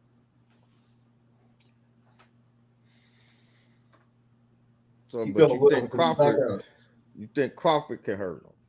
Yeah, because the counter punches coming when he would he throw the punches when you would. I mean, the one thing that they give Canelo is his chin. They said Canelo got a hell of a chin. Yeah, but if he extended, he get countered when his arm extended. He in the vulnerable position. That's why you get buzzed with the counter punches. Because your body isn't prepared to take the hit. I think Canelo and Crawford are going to look a lot like Floyd and Canelo. Yeah, Floyd was hurting Canelo. Floyd would have stopped. Floyd hurt his hand in the fight. That's the only reason he ain't stopped him. He was putting some heat on Canelo. He was fucking Canelo up, nigga. He was touching. Hey, brother, hey, could you notice something? Because now this the second Mexican fighter I done heard that somebody what's his name hurt his hand. Tank hurt his hand with Pitbull, right? Yeah, Floyd Mayweather hurt his hand on Canelo's head. So these niggas got some hard heads, bro. They do got hard heads. Floyd hurt his hand. That's why you got to go to the body. Floyd hurt his hand plenty of times. Or they cheating, Bubs, or they taking steroids like Ryan. Here's the thing, Bubs. Good shot. Here's the thing, Bubs. Floyd hurt his hand when he fought Mexicans, they known for having hard heads. Because I'm from LA, and I fought a bunch of Mexicans. They do got some hard ass heads though, like naturally. Yeah. If Floyd didn't fight, if Floyd didn't hurt his hand when he fought Cotto, he would have knocked Cotto out. But I'm gonna tell y'all when Floyd started having hand problems. Floyd broke his hand in the Jesus Chavez fight at 130, and after that fight, he been having hand problems ever since. He broke his hand in the Carlos Hernandez fight. I was another Mexican at 130. And Floyd was fucking his hands up when he was sparring too, getting ready for fights. Yeah, Floyd already had fucked up hands, but he was putting so much heat. He was beating Canelo ass so bad he hurt his hand. Nigga. he had hurt his hand in the Castillo fight. Yep, I remember. Yeah, I think that was he had a torn rotator cuff. He said he fucked his rotator cuff up, jabbing the heavy bag too close. He hurt his hand in the Cotto fight too, or he would have knocked Cotto out. His shit was fucked up. But I ran across Bud, December, and I sized the nigga up. When I shook that nigga hands, I was like, God damn. I see why he knocking niggas out. When I shook his hand. Now he wasn't like the most imposing because I'm not a small guy. When I shook that nigga hands, I was like, damn. You got bricks, nigga. I said, this nigga got gorilla hands, man. Shit. You know, like I say, where I'm from, a lot of the old school are like a bricklayer. If you shook a hand, somebody who did bricks and laid cement and concrete for a living, that's how that nigga hands felt, man. Like, God damn. Oh, made me choke on my smoke, Uncle Jay. So who you got, Bubs? You got Canelo or you got Crawford? His hands look like his hands look like they rough, nigga, when you just see him in person. You're not even seeing in person, nigga. Oh, hey, the reason why I couldn't call that one, man, I would see like Canelo, because I don't know how the question I have is can Crawford take that punching power? Because I mean, like, you seen how like Charlo jumped up in there, bro, and he ran around the ring the whole time, bro. He got a like couple of tastes of that power, bro, and then won't no more. So that's the thing, bro. I don't know, because I mean, whether we want to think Canelo's a real 168 pounder or not, he's making the weight and he's comfortable there. Yeah, he's been landing punches there for a long time, bro. Yep. You know what I'm saying? Mm-hmm. So that's Crawford just coming up to that weight, not even comfortable there, not even settled there. How many dynamic punches has he really fought though? Triple G and that's it. And Triple G wasn't a great counter puncher that could catch him in between shots. But he took some heat from Triple G, but Triple G ate all that nigga shit. I remember he hit Triple G with the pull counter, nigga. It's just like he's going to take Triple G head off. But is Triple G and Crawford the same size? No, but I'm saying Triple G slower. He don't got the type of power. He don't got that sharp. Well, see, that's what I'm He saying. don't. My He can't catch the question, nigga like Canelo saw all the punches Triple G hit him with. That's what I'm saying. because see here's the one thing I know about Canelo, right? Canelo don't try to land clean punches. You know what I'm saying? That the way Canelo fights, he wants you to feel his power. He don't care where he'll hit you on your hip, your side, your shoulders, nigga. He'll wherever he land that motherfucker, you gonna feel it. And that's the point I'm trying to. See, look, EJ tried to do that with Crawford too, and that shit ain't work. But EJ don't hit like Canelo. I don't know, man. Nah, but I don't know if EJ hitting. I think Crawford, when he get to 68, he gonna be so much stronger. When he start touching Canelo, gonna be able to touch Canelo. But that's what I'm saying. He gonna be stronger, but he ain't gonna be settled into that weight. Like that's what I'm saying. I think he that much better than Canelo. It won't even matter, bro. Charlo moving up, right? Canelo ain't that big, nigga. Like he ain't like he fighting Benavidez or like a nigga that got a reach. He gonna have a reach advantage over Canelo. He taller than Canelo. You know what I'm saying? He gonna be able to beat Canelo to the punch. So let me ask you this: who do you think hits harder? Do you think Bivol or do you think Crawford hits harder? Oh, Bivol most definitely hits harder. Say Crawford, nigga. I just think Because if you think Bivol hits harder, then I don't see Crawford. I don't see how you think Crawford's punches is going. I don't see how you think Crawford's punches is going to affect Canelo. Bivol don't try to hit. Because I mean, Bivol hurt. I could say Canelo might have been hurt in the Bivol fight, but he ain't go down. That nigga wasn't on the canvas. Countered. Like Bivol was hurting him. The punches wasn't hard, but he was getting countered. He was getting caught. But that's my point though. If you think if Crawford don't hit as hard as Bivol, then Canelo's walking through all that. Harder than Bivol, dog. I think. Well, I mean, both of y'all said something different. So by you saying I said that. Only reason I'm saying that only reason I'm even saying that Bivol hit harder because where he fight at. Exactly. That's what I'm saying. Take the sport heavyweights. But they got some fighters from all the smaller weight classes that got a bigger punch than guys at a higher weight class. Yeah, for sure.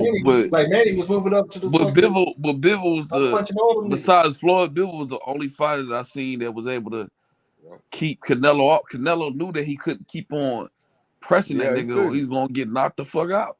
The thing about that black where they overlook, and I said that. I said, man, y'all picking Canelo. I said, I've been watching. All they did was put up the damn high guard and wait. Yeah, I said, I've been watching Bivol since his HBO days where he was chasing Kovalev. I said, if Canelo can't get past his combination punching and his jab, you're gonna be in trouble. And he couldn't get past the combination punching and the jab. And he tried to lure Bivol into a fight where he can counter punch, and Bivol said, no, it's not happening. Crawford's a special type of athlete. I think when he put on Bivol jab is a hard. Like you can't. And he was doubling that. You can't tell me Bivol don't got a hard ass jab. Yeah, he was doubling up that jab. Fuck up. He get more, nigga. You know what I'm saying? That nigga move up, he get more. Now you see, but Turbiev, that nigga can punch. Yeah, that nigga can punch. He got hard hands. Punch. I know that nigga got concrete in his Every hand. punch he throw look like it hurt, though. Like it's powerful. You know what I'm saying? Okay, so that's what I'm saying. Better be punch harder than Crawford. That's above what you can say punch harder than Crawford. He punched like a nigga that can punch this weight what he weigh. You know what I'm saying? It like this way. So I would give it if you think Crawford could get, if you think he could handle Canelo's punch it, I would give it to Crawford. Like my boy said. Like I think that fight. I think he got enough defense to Mayweather. I think he got enough defense to not get hit, to not be touched. It might look something like Crawford and Mayweather and Canelo. That's what I'm saying, because I don't think that Canelo has fought. He's only fought two people that had defense like that. If Crawford could take the punching power, I could see that. You know, but I think he can because Mayweather could. Shit, and Laura took it too. So okay. I mean, even though they was bigger guys, they was like, because I never seen. That's what the reason why I gotta agree, because I never really seen Crawford hurt, like except for one time by Mean Machine. But that Crawford got hurt plenty of times. But Mean Machine hurt that nigga. He dropped him, but Gamboa hurt his ass too. It was like a flash knockdown. Yeah, that's what I'm saying. Gamboa was a real hurt. I mean, and so we don't think Canelo's that good to land one punch like that. He didn't, but that leg did the snake a leg. He was hurt. If Mean Machine can land that one punch, and Gamboa can land that one punch, I mean, I think Canelo could probably land at least one or two of them. Yeah, but you gotta think about it. The people that Crawford fought faster than Canelo. They faster than Canelo. But hey, he landed a couple punches on Mayweather, and Mayweather was faster than him. It ain't like Mayweather's got out of that motherfucker. He didn't land no clean punches on Mayweather. He landed a few now. When he had him in the corner, he got him in the corner. He cornered him. He landed one in the corner. He didn't hit nothing clean. It was clean. It was a little clean. He landed that motherfucker. I don't think so. I ain't see. And Mayweather wanted to wave him back in. Mayweather tried to wave him back in, and he didn't come back in because he knew the counter was coming. But he caught him one time off that rope. Yeah, but that's one time. You got to keep on doing. But I'm saying if he could catch him that one, and that's before when he was like the lower weight classes. So now that he's a comfortable 168, right? I mean, that shit's coming a lot harder. Yeah, he was looking so slow. He didn't look good in that fight, McGee, to me. Even though he beat McGee, he looking slow as shit. Yeah, he was like halfway through the fight. Hey, no cap. Why you always gotta do that, man? Damn, man, I was cooking. Just the trick. Nigga, I gotta keep it funky, nigga. Like the nigga just was looking like he was trash. I was cooking though, man. I was cooking. I was on one, man. I had a roll, nigga. Shit. That nigga was just looking trash. Like he was washed up, nigga. I ain't gonna lie, dog. He still beat. He did, bro. He beat McGee ass. He's savvy enough. H was on that nigga ass the whole fight. Hey man, this nigga don't look good, bro. Canelo's done, bro. This shit is the whole fight. H was on that. He didn't look like Canelo, nigga. He just looked like. You know what did it? You know what did it for me, Bub? That third fight with Triple G. I'm like, Canelo is done, man. Yeah, I said, damn, man.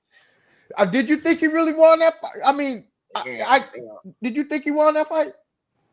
They both look like garbage. They both look like crap, but I'm like, yeah, they did. It was hard to tell, man. That was a hard one to call, bro. I'm not gonna lie. I thought, hey, look, I could see that too, Jay. But he tried to parry chick Bivol, and he got his ass whooped. That's when he's really done to me. He really tried to parry. Was like way bigger than Canelo is, better boxer, nigga. So it was like. That's a lot of attributes to overcome. Nigga, longer reach, bigger, and he better boxer than you, nigga. Yeah, Bivol. Bivol. Like, he was just outmatched, nigga. Like, you know what I'm saying? No, but I'm saying he tried to cherry pick.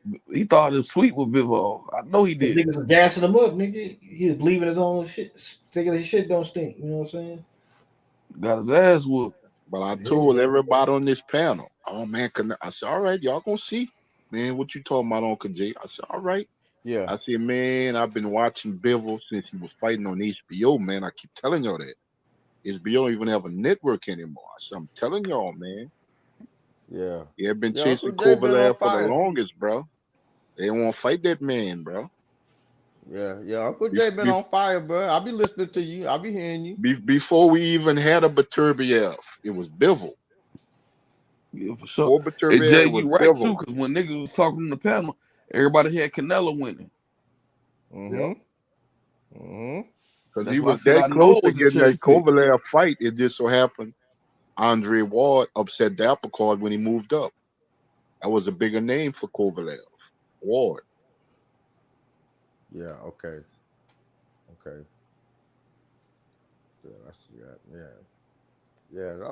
Okay, I see that, man. But I just didn't, because I thought you know what I'm saying? Like if Crawford moved up there, bro, it's not fair. It's not fair to the other fighters that's there, bro. But now that they done moved up, Benavidez, Morrell, I mean, what, you know what I'm saying? They were supposed to get the shot, but now if they all move up to 175,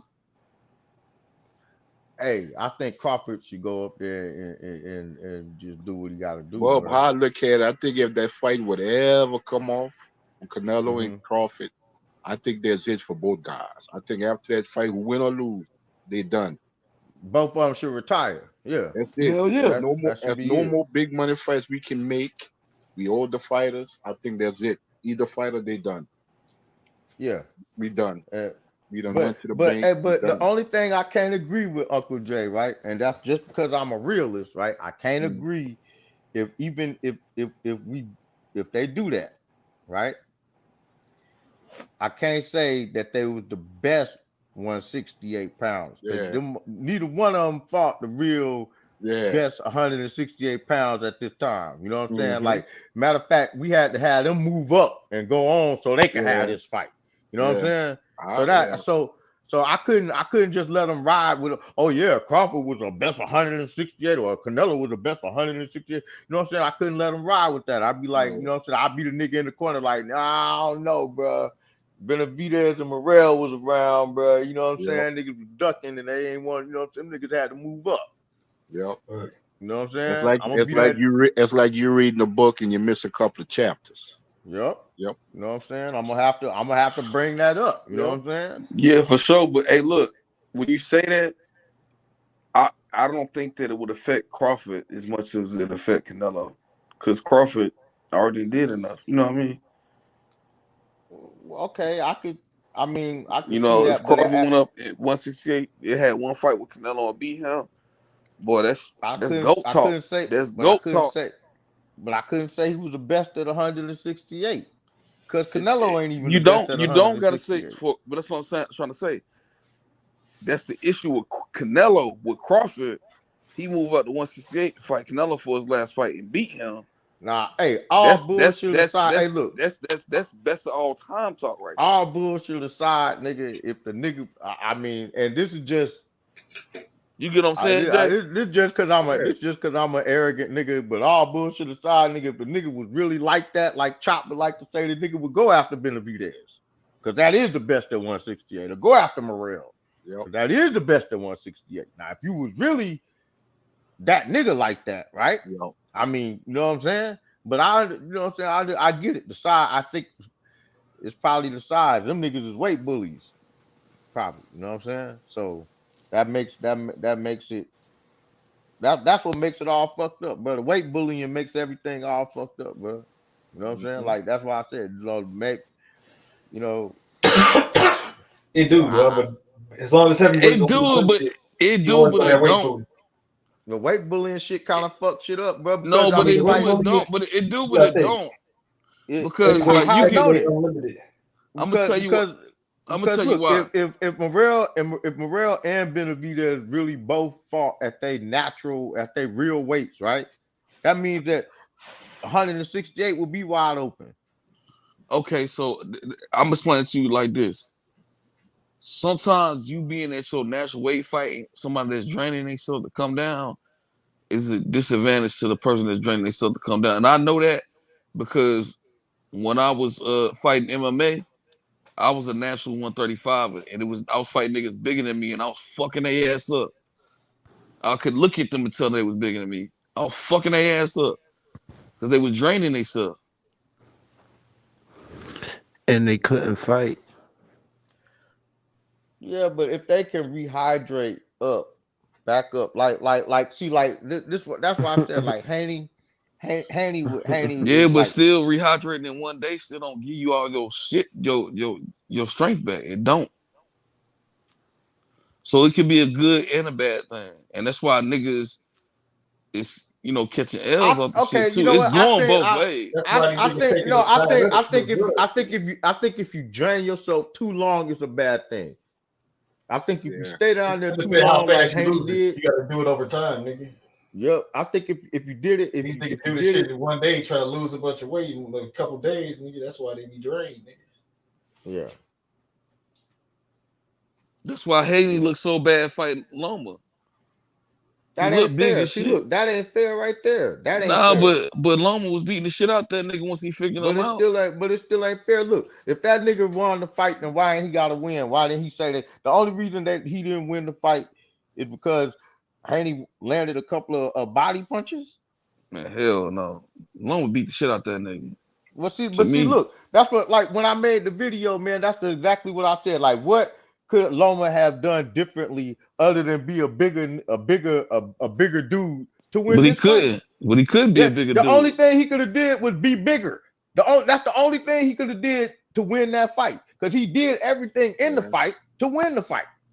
So that's why I said weight bullying is messing this shit up. Haney really shouldn't have won that fight, but they gave it to him. You know what I'm saying? And then that's why I ain't got no love lost for what happened. Hey, look, karma is a motherfucker, bro. You been running around doing that shit to everybody else. Now this shit get done to you. You got a loss on your record. Hey, yeah, for sure, and that's why. And then Loma just proved it because he stopped Cambosis. Just stop that nigga. That's it. And look, when I was trying to tell everybody, yeah, man, I always thought Loma was a better fighter than Haney. I thought Loma had more skills. I was like, and it proved it. It proved it to me in that fight because for Loma to be the smaller dude and he outlanded that motherfucker and was making Haney look stupid in that motherfucking fight, bro. I mean, for him to do that, that shows you some skill. Like he's a better fighter, bro. He had more skill. You know what I'm saying? But for whatever reason, Haney won. So that's why I've been on Haney's ass ever since then, bro. Yeah. Like that was my favorite fighter. I was on Haney's ass right after that. Yeah. You know what I'm saying? Mm-hmm. I've been on Haney's ass ever since. You know what I'm saying? So that's why. And then once he lost, because you know what I'm saying, because my mom, man, you know what I'm saying, my mom, you know what I'm saying, she knows a lot of what I do. So once he lost, you know what I'm saying, my mom was like, nah, you know, she was like, nah, I don't, I'm always, you gotta be graceful. You don't rub shit in, you don't kick people when they're down. That's why I ain't said much. You know what I'm saying? I ain't come out with that was gonna be one of my first videos, I swear. As soon as I got my computer, I was itching to make it. But my mom was like, no, you don't do that. That was like, that's not godly. You know what I'm saying? That boy is hurting. She told me, I'll show you the text message. She said, you help him come out of it. For sure. Yes. You know what I'm saying? She said you help him get through it. So I don't mind. I'm like, I want Haney to come back. You know what I'm saying? I want to see him, you know what I'm saying, come back. But at the same time, I don't want to see him like all this lying about it and pussyfooting around this nigga. Oh, he need to fight this other dude that ain't got no punching power and is smaller than him. That ain't helping him get better at the shit that he ain't, you know what I'm saying, that he been fucked up on. And that's why everybody said that his loss to Ryan is worse than EJ shit because EJ stood on his business afterwards. He once said he spoke afterwards. He ain't run, this, that, third. He ain't make no excuses. None of that shit. He didn't. And that's why his shit didn't last out. All this extra shit. We 2 weeks in, bro. They still on his ass. Yeah. This actually kind of made it worse. All this, he cheating, and this isn't. Everybody just remembering the ass whooping for longer. You know what I'm saying? Yeah, nah, but that's niggas this saying shit about it's not really about the shit what niggas saying about Haney is not really about what us hating on him. It's just like, bro, you try to grab that bag when you knew you shouldn't have fought that motherfucker when he came in 3 pounds heavier. Right there, should have told you that. You weren't moving right. You thought you was bigger than the system, and you had to pay for it. Yep. And I think what he need is like what he should have had. He should have kept like with H, and people like Uncle J.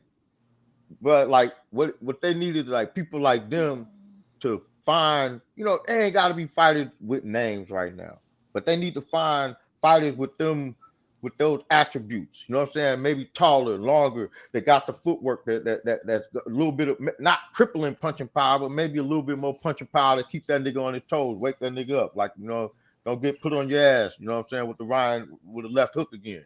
You know what I'm saying? That's what I'm saying. He should.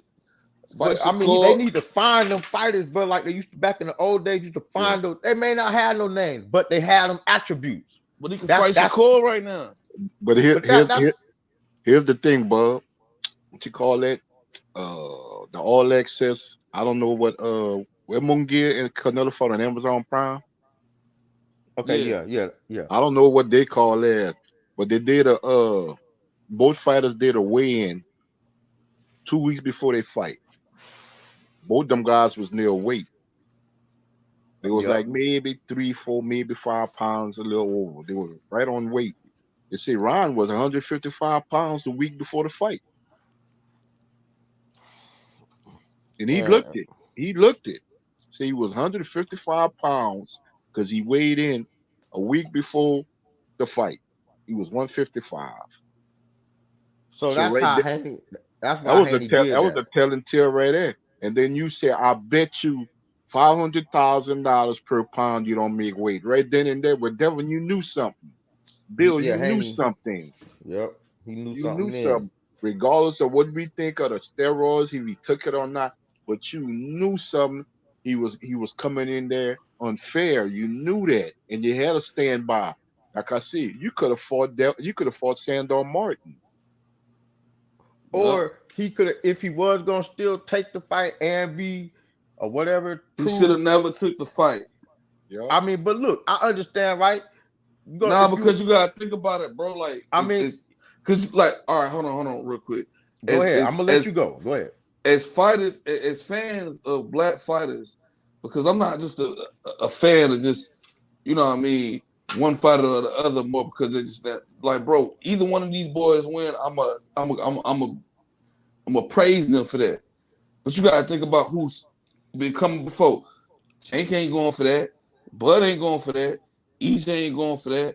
Then third, you lose fair. You don't take that risk because now look, he put himself in a fucked up position to us messing up his career. And that's why I think that not the casuals, but us on this panel, because I'm sure everybody had Devin beat Garcia. Yep. But now we mad at him because, like, bro, you was chasing the bag, bro. It just, that's what it was. Yep. And you thought you was bigger than the system, and that's what you get for not taking those precautions. Yep. That's why everybody's still on Devin ass still. That's why I want to ride off of some what Uncle Jay was saying, bro. Well, Uncle Jay was saying, like, what I'm saying is he could have still took the fight, right? I mean, like, because like they were saying, pulling out of the fight, it would have looked even worse. People, you're ducking, man. You scared, man. You ducking Haney and this ducking Ryan, whatever. No, right? it wouldn't have because Ryan just lost the tank. It would have. Hey, no, it wouldn't have. No, it wouldn't. It would have been a backlash. It would have been a little backlash because I was already hearing it. I was already hearing it. But you was hearing it by who? Hearing it. By who? A lot of people. I didn't want Devin. I didn't want to fight. But here's the thing. I didn't want Devin to fight Ryan. Here's what I'm saying. Well, he could have brought it off of what Uncle Jay said. So where's the backlash? Went in there, still took the fight, and then used a different game plan. He just lost. He went in. Look. If he went in there with the same game plan, I'm gonna try to knock this nigga out. When you know this nigga cheating, you know he overweight. Right? No, he just lost the tank. So then you miss weight. You still gonna go in there like Uncle Jay said. No fight. You still gonna go in there with the game plan. I'm gonna stand toe to toe with this nigga and try to knock him out. No, because he should have known, bro. But that was what his game plan was. He would. So there wasn't gonna be no backlash. The reason why y'all niggas is mad at him. The reason why y'all niggas is mad at him is because y'all wanted to see him use a different game plan. The game plan that he always used. Jab, hold. I didn't want him to fight Ryan Garcia. Jab, move, hold. Nigga, that's the game plan y'all wanted to see. Bro, listen, I didn't want him to fight Ryan Garcia in the first place. I didn't want him to fight him. He just lost. Me neither. I wanted him to fight Matias. That ain't no secret. But I'm saying now that we got the fight, and let's not rewind. We can't sit here and say what we wish wouldn't have happened because what happened and happened. And if the nigga would have went ahead and implicated a different game plan. If you would have tried to box the nigga, like if you'd have seen all that, like if I'd have seen this nigga come in and be like, oh, okay, nigga, you overweight. I'm gonna bet you 500 pounds. You every weight you come in. He shouldn't have fought him, bro. He just came off a loss. He could have used a different game plan, bro. He could have did that. He could have did that too. But look, it wouldn't have been no. He went on there with that chip on his shoulder, bro. He did. And you know what the point he wanted to prove? I've been wanting to say it for a long time. You know the point he wanted to prove? Every motherfucker that was around. Bro, if you knock out Ryan, bro, he gotta get the tank fight next. He gotta get the tank fight next. If he knock Ryan out, right? Oh damn, it's over. It's over. Tank fight. Yeah, for sure. So then that's why that nigga went in there with that dumbass game plan. All that pressure y'all dumbass niggas been putting on. He shouldn't have took the fight. He should have went in there with the same game plan. Jab, hold. Jab, hold. Jab, move. You know what I'm saying? That's what he should have been doing. Same old boring shit he always do. You know what I'm saying? For sure. He wanted to fight. You know what I'm saying? I'm still standing on how I feel. He should have I never wanted to see him and Ryan Garcia fight next. in the first place. Hey, look, I would have. But when a nigga came in overweight, who would you have wanted him to? Who would you have wanted him to fight? I wanted him to fight. He could have fought Tio Matias. I like to see Matias. That was Matias. Yeah, I like because like the whole Devin whole thing is we collecting the belts. We chasing legacy. So after he said that, I don't want to see you fight Ryan Garcia, nigga that just lost the Tank. Well, see, look, the reason why I wanted to see him fight Matias, all in a nutshell. The nutshell, the reason why I wanted to fight Matias is because hold on for you. Okay, go ahead. Hold on before you move on to that. He had an out when Ryan Garcia came in overweight. He should have been like, nah, I'm not taking it. Am I right or wrong? Man. Yeah, he nobody would. Yeah, nobody would have. No, but here's the thing. Like here's the thing, Black. How many weeks Devin Haney been throwing that in Ryan's face? Exactly. Before the last fight, he kept saying, "You're on weight. You're making weight." He knew that. Like 2, 3 weeks, 4 weeks going into the fight. Are you on weight? Are you making weight? Will you make the weight for the fight? Devin knew that. Yeah, he knew that because he wouldn't have brought that to his attention. And he was telling. Matter of fact, when what it was on the skyscraper in New York when Devin pushed him, Devin told him that in his face. Or you're gonna be on weight for the win. And Ryan never answered him. And that's why I'm on his ass now, because he knew that. I knew what it was. You was chasing that bag, bro. Yeah. Instead of chasing legacy, like you said, you was gonna do that. Well, like I said, if you would have fought that Matias fight, that would have answered all questions. Like I promised Zay, I was like, Zay, if he fight Matias, If he would have lost to Matias, it wouldn't have been worse than this.